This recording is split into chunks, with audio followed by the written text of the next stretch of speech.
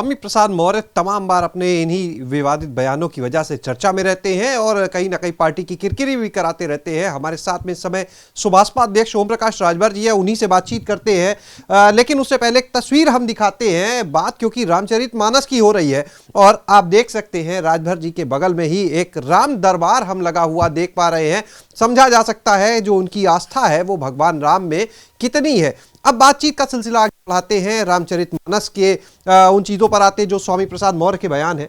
राजभर जी, आपके बगल में राम दरबार आपकी आस्था बता रहा है, लेकिन जिस तरह से स्वामी प्रसाद मौर्य का बयान आया है, क्योंकि उस दल में है वो जिसके आप कभी साथी रहे हैं, गठबंधन में रहे हैं जिसके साथ, किस तरह से देखते हैं उस बयान को? के बयान पर मुझे हंसी आती है।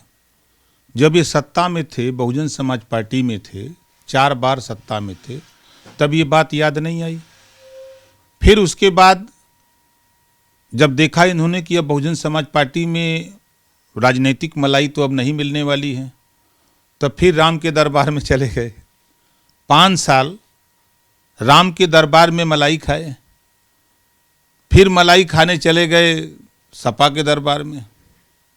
सपा के यहाँ गए, सरकार नहीं बनी। अब कोई पूछने वाला नहीं है, तो चर्चा में बने रहने के लिए इस तरह का बयान ये दे रहे हैं। अगर ये बात थी तो सत्ता में आप थे, तो हम इनसे पूछना चाहते हैं कि इस बयान जो दे रहे हैं, आपने उस समय पिछड़ों की याद आई, दलितों की याद आई, इनको हक अधिकार दिलाने के लिए एक समान अनिवार्य फ्री शिक्षा लागू करने की बात तो याद नहीं आई, गरीबों के इलाज फ्री करने की बात तो याद नहीं आई। ये कभी बिहार के मंत्री रामचरितमानस पे सवाल उठाते हैं, कभी स्वामी प्रसाद मौर्य जो है इस तरह से विवादित बयान देते हैं, रामचरितमानस को बैन करने तक की वो बात कह देते हैं। ये सिर्फ चर्चा में बने रहने के लिए इस तरह के बयान देते हैं। और देखिए, एक शब्द बहु अरथयुत जह शोभा के हेत। सबके चश्मे पढ़ने के अलग अलग होते हैं। कुछ चश्मे हैं जो दिखाई नहीं देते हैं, कुछ चश्मे हैं पावर के जिसे दिखाई देते हैं। पहले तो मुझे आश्चर्य है कि क्या रामचरितमानस पढ़ा है उन्होंने पूरा? ये कब की कहानी है, किसने कहा है, ये भी जानकारी होनी चाहिए। और एक शब्द बहु अरथयुत जह शोभा के हेत, शब्द का सही अर्थ, शब्द का अनर्थ भी निकाला जाता है। तो अब उनकी सोच में जो समझ में है, तो अगर गलत था तो आपने सत्ता में रहते हुए इस बात को क्यों नहीं पहल की? अच्छा, सपा के जो शीर्ष नेता हैं या सपा की तरफ से उनके इस बयान पर, स्वामी प्रसाद मौर्य के इस बयान पर अब तक कोई ऑब्जेक्शन किया जाना या इस तरह की बात अब तक नहीं आई है? मुझे याद है कि जब पिछड़ा प्रकोष्ठ के अध्यक्ष बनाए गए थे रामलौटन निषाद जी, तो समाजवादी पार्टी उनके इसी तरह के बयान को लेकर के पार्टी से निकाल दिया। और आज समाजवादी पार्टी चुप है। इसका मतलब कि समाजवादी पार्टी उनके बयान से समर्थन में है कि नहीं, इन्होंने जो बयान दिया वो सही दिया है। अगर नहीं समर्थन में है तो क्या रामलौटन निषाद के साथ जो कार्रवाई हुई है, क्या वो कार्रवाई समाजवादी पार्टी करेगी? है हिम्मत उनको करने की?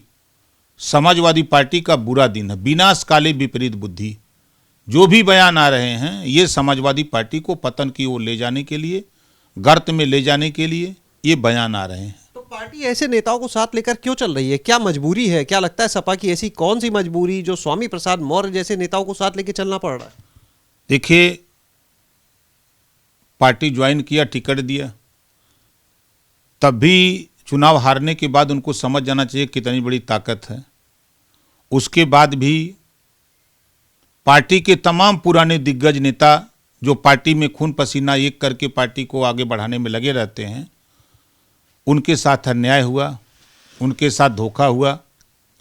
और बाहर से ला करके, कल तक बसपा में थे तो सपा के खिलाफ बोलते थे, 5 साल भगवान राम के दरबार में, फिर बसपा और सपा के खिलाफ बोलते थे। आज सपा में चले गए तो सपा के मुखिया इतने खुश हुए, एमएलसी बना दिया।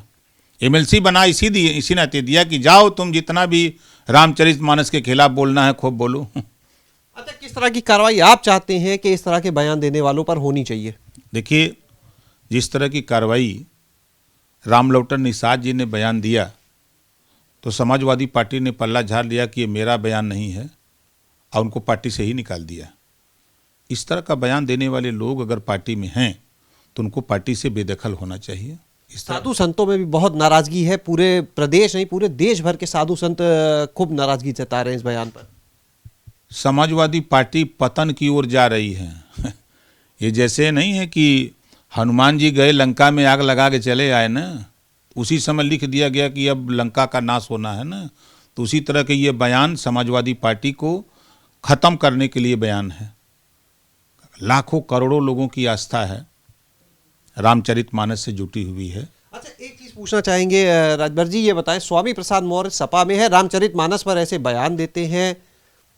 जी बिल्कुल बिल्कुल। देखिए राजभर जी, वो तो स्वामी प्रसाद मौर्य तो कह रहे हैं कि वो रामचरितमानस को ग्रंथ ही नहीं मानते।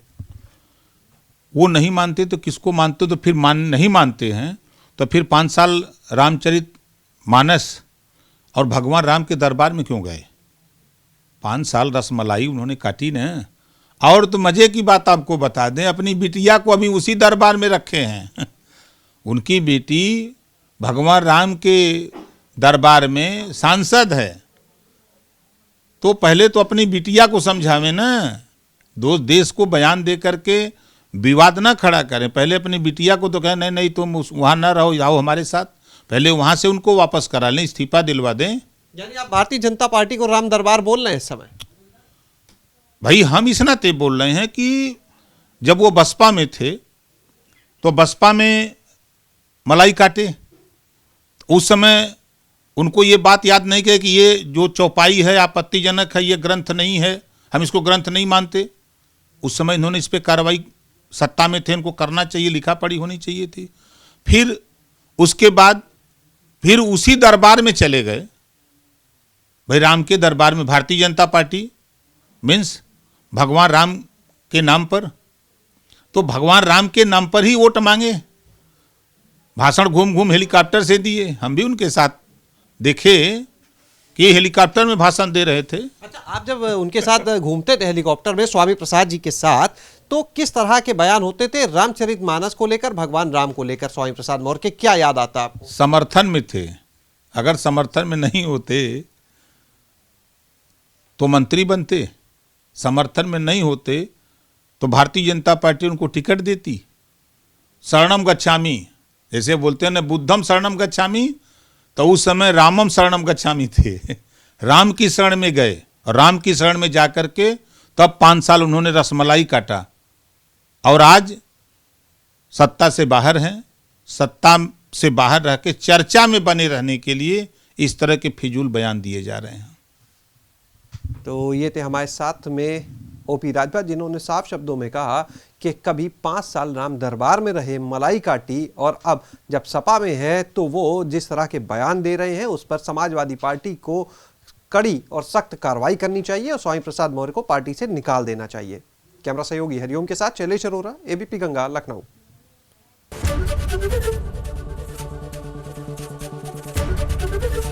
एबीपी गंगा, खबर आपकी, जुबान आपकी।